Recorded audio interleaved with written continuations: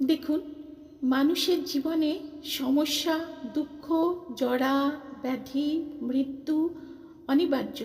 কিন্তু আমরা যখন এই সমস্ত পরিস্থিতিগুলোর মধ্যে দিয়ে যাই, তখন আমরা এতটাই উদ্বিগ্ন হয়ে পড়ি যে সেই সময় আমরা বাস্তবসম্মতভাবে ভাবার ক্ষমতা হারিয়ে ফেলি এবং আমাদের মনে হয় এই সমস্ত ঘটনা শুধু আমাদের সাথেই কেন ঘটে। এই পরিপ্রেক্ষিতে একটা গল্প, সত্য ঘটনা আমি আপনাদের সঙ্গে শেয়ার করি। চলুন।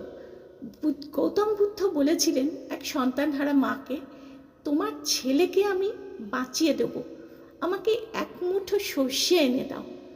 তবে একটা কথা, এমন ঘর থেকে সর্ষে আনতে হবে যে ঘরে কেউ কখনো মরেনি।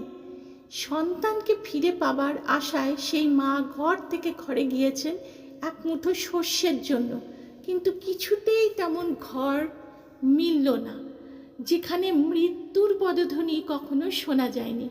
দিনের শেষে তিনি যখন গৌতম বুদ্ধের কাছে ফিরে এলেন, তখন তার মন নতুন চেতনায় সঞ্জীবিত হলো।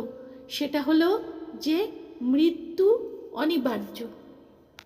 সুতরাং দুঃখের সময় আমাদের মনকে বাস্তবসম্মতভাবে চালনা করতে হবে, পরিস্থিতিকে, আমাদের জীবনকে সুন্দরভাবে এগিয়ে নিয়ে যাওয়ার জন্য। ভালো থাকবেন।